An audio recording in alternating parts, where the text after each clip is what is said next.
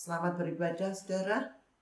Kesempatan kali ini kembali kita akan belajar tentang pelayanan. Mungkin saudara berkata, apa sih kok pelayanan? Saya perlu mempunyai kebutuhan yang lain. Mengapa harus dibahas tentang pelayanan? Saudara, kita sangat menyadari bahwa kita adalah bagian dari tubuh Kristus. Dan manakala kita tahu bahwa kita adalah bagian dari tubuh itu, dan kita tidak berfungsi, itu akan menjadi beban buat keseluruhan tubuh Kristus. Manakala kita dalam setiap pekerjaan, panggilan kita harus ingat bahwa disitulah kita harus tetap melayani, berfungsi sebagai pelayan Tuhan. Dan katakan fungsi sebagai pelayan Tuhan itu di dalam Matius 20 ayat 26. Dikatakan itulah diakonos.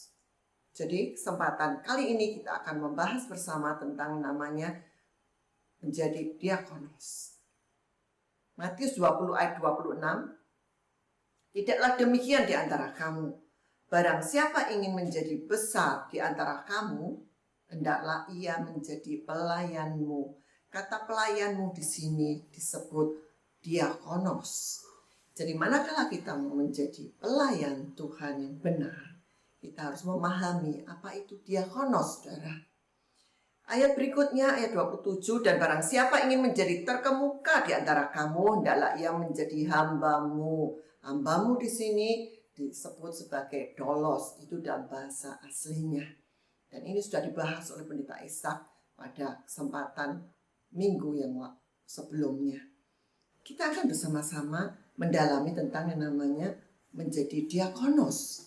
Apa itu menjadi diakonos, saudara? Diakonos itu dalam arti yang boleh kita pahami dalam bahasa Indonesia itu seperti pelayan meja. Itulah pelayan restoran. Mari kita bersama-sama melihat apa itu diakonos pada hakikatnya.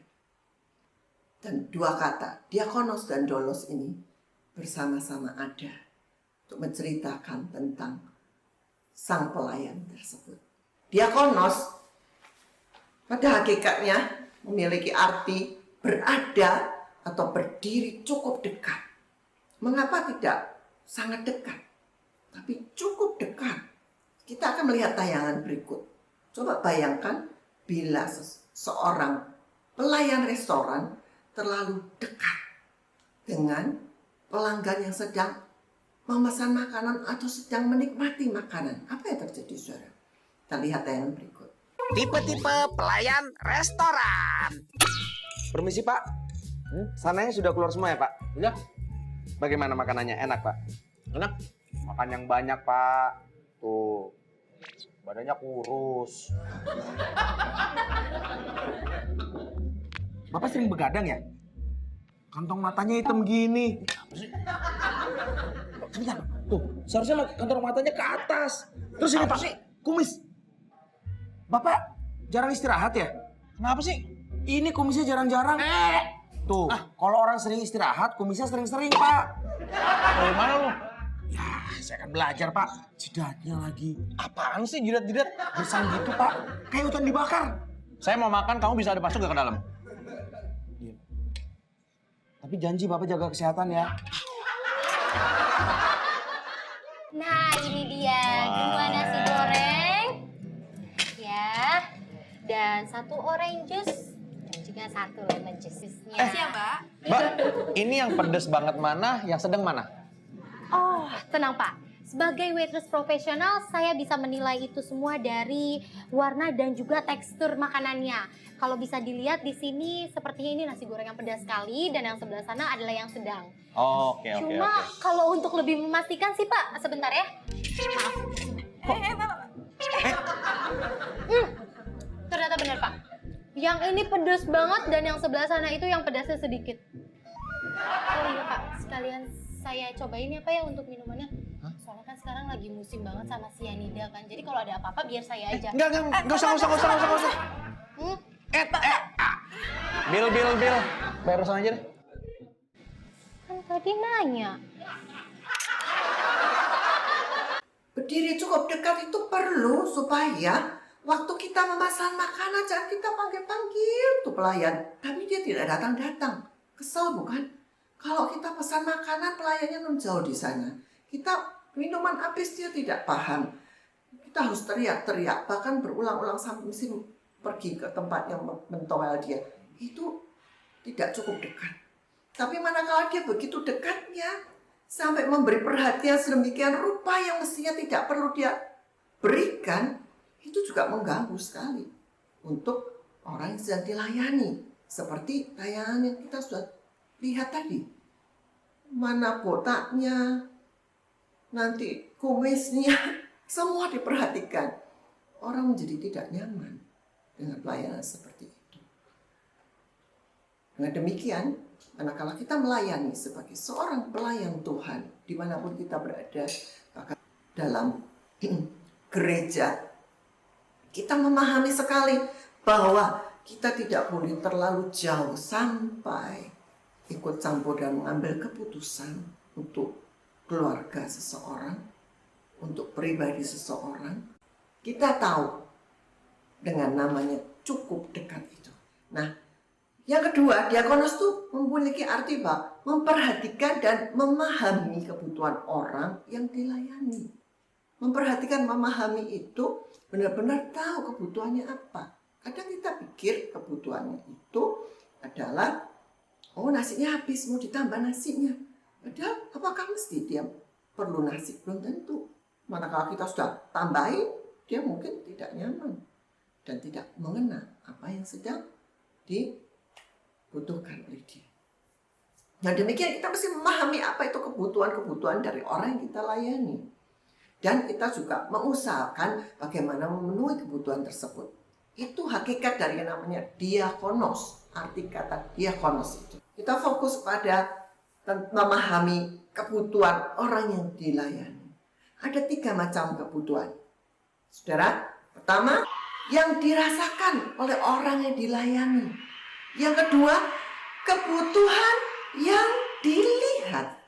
Dilihat oleh kita yang melayani. Dan yang ketiga, kebutuhan yang sebenarnya, kebutuhan yang sejatinya. Fokus dari diakonos adalah yang ketiga ini, saudara. Kebutuhan yang sebenarnya. Kita harus menemukan kebutuhan yang sebenarnya sehingga kita bisa menolong tepat pada sasarannya. Kebutuhan yang sebenarnya itu kebutuhan yang sesuai juga dengan firman Tuhan. Kebutuhan yang dirasa. Kita bahas satu-satu, kebutuhan yang dirasa. Kadang-kadang seorang anak kecil, dia merasa bahwa dia perlu es krim. Dan waktu jam makan, dia mungkin tidak mau makan makanannya bergizi. Dia cuma berkata, "Mami, aku minta es krim. Please, Mami, es krim." Sebagai orang tua, dalam masa pertumbuhannya, kalau setiap kali makan, dia cuma menangis merengek minta es krim. Apakah saudara memberikan es krim? Tentu tidak. Mengapa? Karena kita tahu dia perlu makanan yang bergizi untuk pertumbuhannya. Bukan sekedar apa yang dirasa oleh dia. Demikian juga waktu kita menolong orang, melayani seseorang, kita harus tahu apakah itu hanya kebutuhan yang dirasa oleh dia atau kebutuhan yang sebenarnya. Manakala kita hanya tindak berdasarkan apa yang terlihat, kita tidak bisa menolong dengan efektif, tidak dapat menolong dengan baik, bahkan bisa salah menangani banyak hal. Jadi perlu mempelajari dan mengembangkan kemampuan memahami, menghayati kebutuhan dan mengkomunikasikannya. Bahkan juga memahami situasinya. Dan yang terpenting adalah mengikuti firman Tuhan. Bukan hanya melihat, oh dia butuh mobil, langsung kita kasih. Belum tentu mobil yang menjadi kebutuhan dia. Yang dibutuhkan dia adalah nafkah dengan kemampuan dia mungkin mengemudi. Berikutnya ada kebutuhan yang sebenarnya. Seorang terlihat dia begitu banyak hutangnya. Kita mikir apa? Ya dibantulah dengan memberikan uang atau memberikan pinjaman lagi. Saudara, belum tentu itu adalah kebutuhan dia yang sebenarnya. Bisa jadi kebutuhan dia sebenarnya adalah bagaimana dia dilatih untuk mengelola keuangan. Mungkin itu sementara waktu untuk hal-hal di waktu mendekat. Mungkin dia perlu bantuan dana dalam jumlah yang memang kita bisa membantunya. Tapi mungkin kita harus menyadari bahwa mencari kebutuhannya sebenarnya itu lebih penting dari orang tersebut. Dan bagaimana mungkin dia menyangkut gaya hidupnya, stylenya yang mungkin selalu maunya barang-barang branded di hari-hari sebelumnya, atau kurang terampil dia mengelola keuangan. Kita harus mendampingi supaya dia mulai terampil dan berlatih mengelola dengan baik. Sehingga dia boleh dikatakan berbada. Seperti 1 Timotius 6 ayat yang ke-8. Nah, kita mau bersama-sama melihat contoh-contoh di dalam Alkitab. Perempuan yang kedapatan berzina di dalam Yohanes 8. Kalau saya boleh bertanya, siapa yang perlu dilayani di dalam kisah ini, saudara? Perempuan yang berdosa itu ahli-ahli Taurat. Dan di situ juga ada orang-orang yang sedang mendengarkan Tuhan Yesus dalam bait Allah. Kira-kira menurut saudara, siapa yang perlu dilayani? Oh, ada mungkin berkata, ya perempuan itulah yang urgen untuk dilayani. Karena kan sedang kedapatan berzina. Oke, perempuan itu perlu dilayani. Tapi apakah berarti yang lain tidak terlayani? Kita akan melihat bersama bagaimana Tuhan menghadapi 3 kelompok orang ini, saudara. Dalam 1 tepukan, kalau orang berkata 1 tepukan 3 nyawa nyamuk melayang. Tapi ini bukan untuk nyawa melayang, saudara. Tapi sekali dia mengucapkan, melakukan pelayanan firman, ternyata 3 kelompok mendapat pelayanan itu. Kita melihat begitu efisien, begitu efektif Tuhan Yesus saat dia menjadi anak manusia dan dia benar-benar berfungsi sebagai diakonos ini, saudara. Kita baca bersama dalam Yohanes 8 ayat 1 sampai yang ke-11. Demikian bunyi firman Tuhan. Tetapi Yesus pergi ke Bukit Zaitun. Pagi-pagi benar, ia berada lagi di bait Allah. Dan seluruh rakyat datang kepadanya. Ia duduk dan mengajar mereka. Maka ahli-ahli Taurat dan orang-orang Farisi membawa kepadanya seorang perempuan yang kedapatan berbuat zina. Mereka menempatkan perempuan itu di tengah-tengah lalu berkata kepada Yesus, Rabi, perempuan ini tertangkap basah ketika ia sedang berbuat zina. Saya tidak memahami bagaimana mereka mengendap-endap menangkap perempuan ini, saudara. Mereka mengatakan hal itu untuk mencobai dia, mencobai Tuhan Yesus, supaya mereka memperoleh sesuatu untuk menyalahkannya. Tetapi Yesus membungkuk, lalu menulis dengan jarinya di tanah. Dan ketika mereka terus-menerus bertanya kepadanya, ia pun bangkit. Jadi waktu Tuhan Yesus menulis, mereka tanya terus, bagaimana pendapatmu, Rabi, Guru? Akhirnya Tuhan Yesus bangkit, berdiri, dan dia berkata, barang siapa di antara kamu tidak berdosa, hendaklah ia yang pertama kali melempar batu pada perempuan itu. Perhatikan, saudara, barang siapa di antara kamu tidak berdosa, hendaklah ia yang pertama melemparkan batu kepada perempuan itu. Tetapi setelah mereka mendengar perkataan itu, pergilah mereka seorang demi seorang, mulai dari yang tertua. Rupanya mereka sadar, yang paling tua, paling makan asam garam, mulai menyadari, ya ampun, aku yang makin banyak, makin tua ini makin menyadari, aku lebih banyak dosanya, gak pantas mau melempar batu. Dan mulai minggir pergi. Akhirnya tinggallah Yesus seorang diri dengan perempuan itu yang tetap di tempatnya.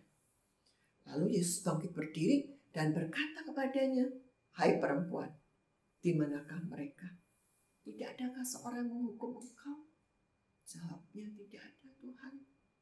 Lalu kata Yesus, aku pun tidak menghukum engkau.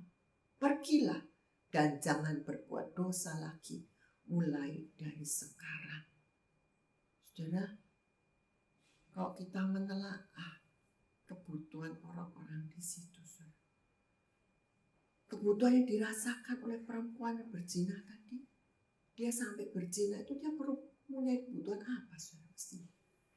Apa kebutuhan seksual? Ada beberapa orang melakukannya karena itu. Tapi ada juga yang melakukannya karena dia mungkin memiliki kebutuhan materi. Lalu, kalau dilihat apa kebutuhan perempuan itu? Kalau yang terlihat apa, saudara? Bagi kita yang melayani, kalau kita sodorkan orang seperti itu dan kita tanya seperti Tuhan Yesus, kita akan berpikir apa dan kita akan melakukan apa? Saya akan melayani apa terhadap perempuan itu? Mungkin kita juga berpikir, wah perempuan ini kebiasaan ini. Kalau dia tidak diberikan efek jerah, dia tidak takut untuk melakukannya lagi. Dan dia akan mengulangi lagi. Jadi perlu hukuman. Mungkin kita bisa berpikir seperti itu. Berpikir seperti ahli Taurat dan orang-orang Farisi sedang membak perempuan ini. Karena mereka melihat ini kebutuhannya. Supaya dia jerah. Tidak melakukannya lagi. Dan juga wanita-wanita lain juga tidak melakukannya lagi. Namun kita dapat melihat apa yang Tuhan Yesus lakukan terhadap perempuan ini. Waktu dia mengatakan itu, Tuhan Yesus sangat memahami bahwa perempuan ini memerlukan yang namanya belas kasihan dan pengampunan. Sehingga dengan belas kasihan dan pengampunan itu, dia memperoleh pembebasan dari keterikatan dosanya. Dia boleh menyadari keberadaan dirinya dan dia bertobat menjadi ciptaan baru. Manakala Tuhan Yesus hanya menuruti kebutuhan yang terlihat seperti orang ahli Taurat dan orang Farisi. Terlihat di dalam hukum Taurat bahwa orang ini harus dihukum, dirajam. Bagaimana pendapatmu? Dan secara logika orang-orang itu juga berpikir, ya kalau nggak dibuat efek jerah, payah nih orang nggak bertobat. Mungkin kita akan terjebak untuk menghakimi dan menghukum orang yang kita layani. Namun Tuhan tidak demikian karena dia tahu kebutuhan yang sejatinya, yaitu untuk mendapatkan belas kasihan dan pengampunan. Sehingga orang itu benar-benar terbebaskan dari keterikatan dosanya. Sekaligus waktu Tuhan Yesus melayani perempuan ini dengan jawabannya, dia sudah melayani juga para ahli Taurat ini, saudara. Kalau Tuhan Yesus sebagai sang pelayan yang luar biasa itu, dia sangat menyadari bahwa yang dirasakan, kebutuhan dirasakan oleh para ahli Taurat itu adalah mereka tuh perlu alasan, cara supaya bisa menangkap dirinya. Itu kebutuhan yang dirasakan oleh ahli Taurat itu. Ini Yesusnya perlu disingkirkan. Sebab itu aku perlu cari alasan untuk bisa menyingkirkan dia. Dan kalau kita lihat, kalau kita melayani ahli Taurat ini, kita bisa melihat bagaimana ahli Taurat ini begitu memerlukan pengakuan terhadap dirinya, terhadap posisinya. Dia perlu sekali haus yang namanya kehormatan. Sehingga begitu Yesus menjadi tenar dalam tanda kutip, orang-orang begitu lebih banyak mengikut dia daripada para ahli Taurat ini tadi. Mereka mulai iri hati. Mereka mulai mencari cara bagaimana supaya kehormatannya tidak direbut, posisinya tidak direbut oleh Tuhan Yesus. Dan Tuhan tahu bahwa sebenarnya yang diperlukan oleh para ahli Taurat itu adalah bagaimana mereka bisa menyadari tentang keberadaan dirinya. Sekalipun mereka paham begitu luar biasa dengan hukum Tauratnya, mungkin hafal sedemikian rupa, tapi yang paling dia perlukan, kebutuhan sebenarnya, dia menyadari bahwa dirinya adalah orang yang berdosa. Dan dia tidak menjadi orang yang mudah untuk menghakimi. Dan dengan kata-kata yang Tuhan katakan tadi, barang siapa yang tidak berdosa di antara kalian, silakan melempar batu terlebih dahulu. Mereka akhirnya pergi satu persatu. Mereka menjadi sadar, iya ya, aku ternyata juga berdosa, gak pantas. Bahkan Tuhan sendiri yang mestinya tidak berdosa, Tuhan tidak melakukannya. Tuhan berkata, aku juga tidak menghukum engkau. Tapi Tuhan berkata, jangan berbuat dosa lagi kepada perempuan itu. Saya kira dan kita mendapati perempuan ini mendapatkan jamahan dari kuasa Tuhan. Dia benar-benar berubah. Dia benar-benar bertobat. Luar biasa. Bila kita menghadapi pelayanan seperti yang Tuhan sedang lakukan, itu dilematis sekali, saudara.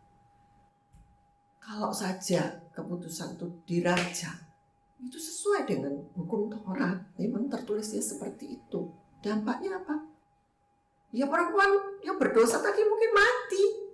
Orang-orang sekitarnya jerah, takut. Orang-orang sekitarnya menjadi takut untuk melakukannya dosa yang seperti itu. Tapi mungkin dia kapok, ampun. Tapi apakah benar-benar dia bisa berjumpa Tuhan lewat peristiwa dia dihukum seperti itu? Ya bukti.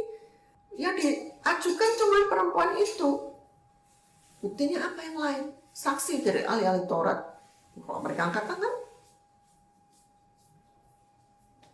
sangat dilematis. Sebab itu Tuhan tidak tergesa-gesa untuk menjawab. Sang pelayan, anak manusia Yesus, memberikan teladan yang luar biasa. Semua terlayani. Perempuan berdosa itu terlayani. Dia bertobat. Ahli Taurat, orang Farisi yang membawa perempuan itu juga terlayani. Dia menemukan kemudahan sejati dan terpenuhi. Dia beroleh namanya kesadaran diri bahwa diri berdosa dan tidak main hakim sendiri. Lalu umat yang sedang mendengar dan menyaksikan saat itu pun juga terberkati, terlayani. Tidak menghakimi tapi mampu memahami, mengasihi si pendosa tanpa ikut serta dalam dosanya. Itulah seorang diakonus yang dapat menimbang sedalam-dalamnya dari segi teologis sehingga dia tidak terseret dengan dosanya, tapi seluas-luasnya secara etis dia dapat berbelas kasihan, dapat memahami tapi tidak ikut terseret di dalam dosa. Banyak orang menolong orang yang berhutang, orang yang dilayani dengan banyak hutang, dan dia terseret dalam hutang orang itu. Ada orang lain menolong di dalam konfliknya, tapi dia terseret di dalam kebencian terhadap salah satu pihak. Saudara, Tuhan Yesus menunjukkan teladan bagaimana seharusnya seorang diakonos dia berdiri begitu dalam kebenaran firman Tuhan, dia memahami harus bagaimana bertindak, tapi dia tidak mengabaikan namanya belas kasihan dan tidak ikut serta di dalam dosa dari orang yang ditolong, dari orang yang dilayani. Kita berpikir, wah sulit melakukan seperti yang Tuhan Yesus lakukan, itu sulit. Ya, saya menyadari itu. Manakala itu kita lakukan dengan kekuatan kita sendiri. Tapi untuk itulah Tuhan Yesus sudah mati di atas kayu salib, bahkan janjikan sebuah janji luar biasa di dalam Yohanes 14 ayat 12. Aku berkata kepadamu, sesungguhnya barang siapa percaya kepadaku, ia akan melakukan juga pekerjaan-pekerjaan yang aku lakukan, bahkan pekerjaan-pekerjaan yang lebih besar daripada itu. Sebab aku pergi kepada Bapa. Saudara, janji Tuhan, kita dapat melakukan pekerjaan yang lebih besar daripada yang Tuhan Yesus lakukan. Kita berkata apa yang Tuhan Yesus lakukan terhadap perempuan yang berdosa itu, bahkan pelayan-pelayan dia lakukan itu begitu luar biasa. Mana mungkin kita melakukannya lebih besar lagi. Dan sering itu cuma kita kaitkan bahwa seolah-olah dengan otomatis kita bisa melakukannya. Karena janji itu kita klaim begitu saja. Asal kita punya iman yang besar, kita bisa melakukan pekerjaan-pekerjaan besar. Apa memang benar seperti itu, saudara? Memang dengan kekuatan sendiri tidak mungkin, tapi untuk itu Tuhan Yesus sudah mati buat kita dan memampukan kita melakukannya. Pekerjaan-pekerjaan yang besar seperti itu, pekerjaan apa itu, saudara? hanya dapat kita alami manakala kita benar-benar yang namanya mengosongkan diri. No reputation. Membuat dirinya benar-benar meninggalkan reputasi. Mungkin dia punya gelar, dia punya harta, dia punya jabatan, dia punya prestasi, dia punya segala-galanya.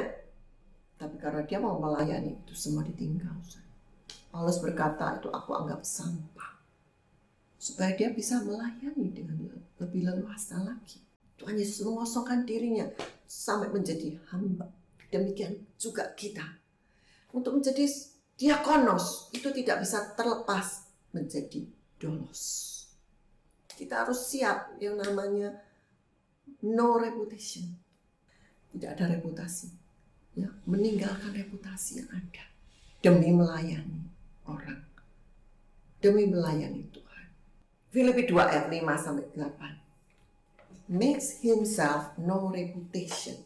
Hendaklah kamu dalam hidupmu bersama menaruh pikiran dan perasaan yang terdapat juga dalam Kristus Yesus, yang walaupun dalam rupa Allah, tidak menganggap kesetaraan dengan Allah itu sebagai milik yang harus dipertahankan, melainkan telah mengosongkan dirinya sendiri dan mengambil rupa seorang hamba dan menjadi sama dengan manusia. Dan dalam keadaan sebagai manusia, ia telah merendahkan dirinya dan taat sampai mati, bahkan sampai mati di kayu salib. Dia benar-benar memposisikan dirinya menjadi yang terendah. Dengan demikian dia menjadi pribadi, menjadi seorang pelayan yang benar-benar bebas. Dan dia memberikan teladan itu untuk kita contoh, saudara. Yang namanya bebas melayani itu hanya bisa kita dapatkan saat kita benar-benar mau merendahkan diri. Dari situ kita menyadari, seperti Yohanes 12 ayat 26. Bapak menghormati orang melayani seperti itu.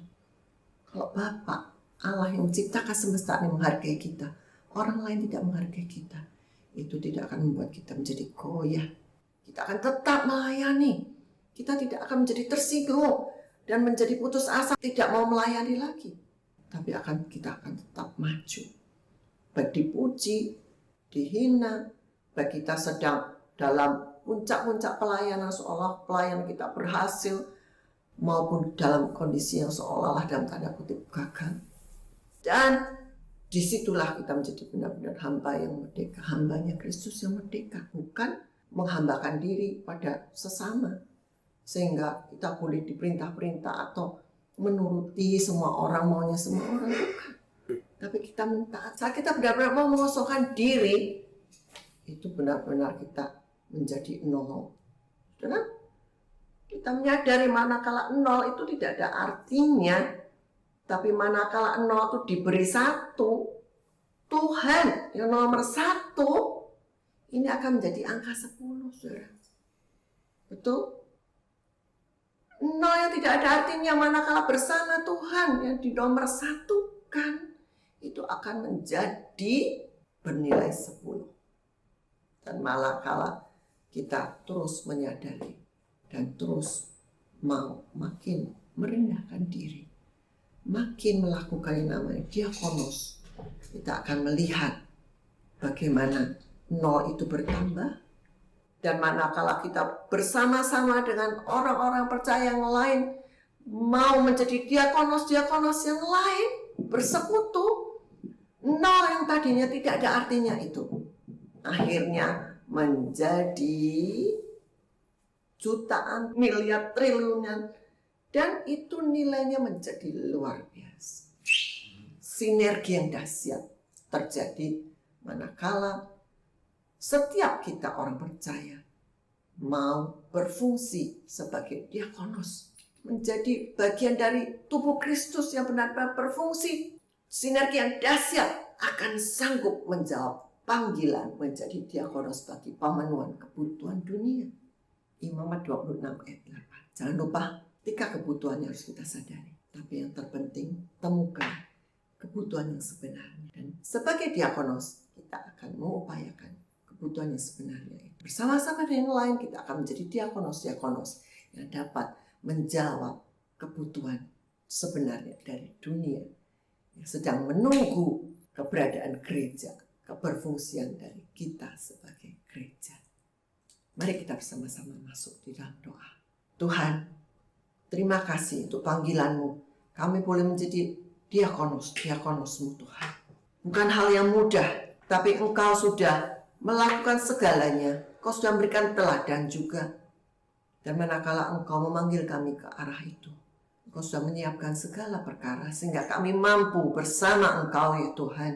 Lewat kesempatan kami boleh memahami bagaimana kami memahami kebutuhan-kebutuhan orang-orang yang kami layani. Kami boleh makin memahami dan Tuhan belajar menemukan kebutuhan yang sebenarnya. Sehingga kami tidak menuruti dan memenuhi kebutuhan yang hanya dirasa, kebutuhan yang hanya dilihat. Sehingga kami tidak benar-benar menjawab kebutuhan yang sebenarnya. Engkau mau juga terhadap orang yang kami layani ya Tuhan. Tolong siap kami, sertai kami Roh Kudus, mampukan kami untuk dapat melakukan kebenaran firman-Mu ini. Dalam nama Tuhan Yesus, kami perahlaskan doa kami. Amin.